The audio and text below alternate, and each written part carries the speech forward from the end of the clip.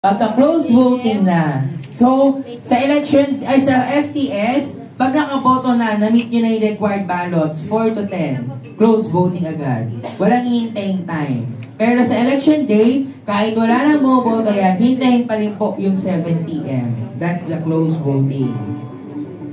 So, paano mag-close voting?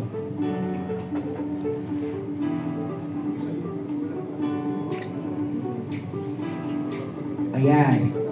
Si chairman po, mag-authenticate muna. Laging si chairman para maipalabas ang menu at tsaka pag lumabas ang menu, close voting, put the EPP in the chairman.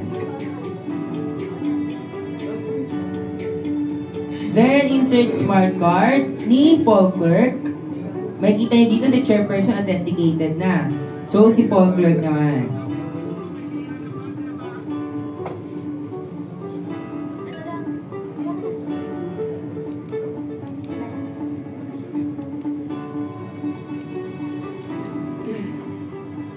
Then, digitally sign. Digital sign. Digital signature. Paano yan? Card din po. Yan. Opo, card din. Dati po ay voto ng digital signature natin. Ngayon, card. Pindutin po si chairperson. Then, pin. Ganun lang po. Iisa-isahin. So, after mag-authenticate ni chairperson at Paul Clerk, digital signature, chairman, Paul Clerk, third member. Isa-isa po. May kita nyo magkakaroon ng check. So, Paul Clerk naman. Lagay po ang card, then pindutin po ang password. Then pin ni password.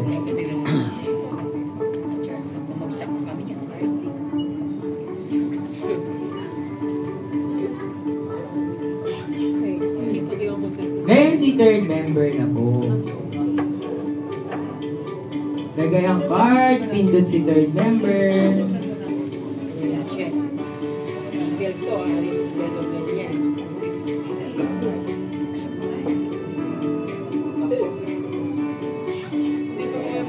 Then, remove the smart card. At automatic po, magpiprint na po yan ng election returns for national. Yung 9.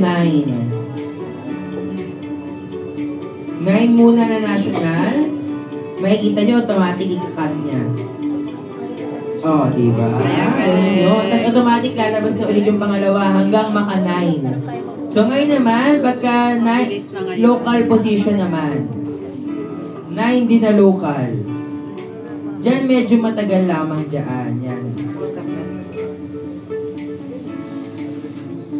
Then, pagka naka-9 na po, tatanungin kayo, do you want to transmit?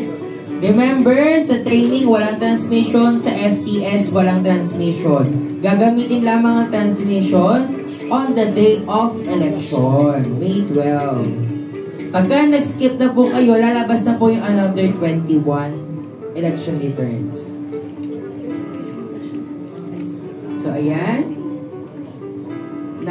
Local naman. Mapapansin nyo ang status na po ay close ng ating machine sa ibaba. Then, pagka natapos na po lahat ng election returns, statistical report na po. Maiksi lang yan. Mapapansin nyo.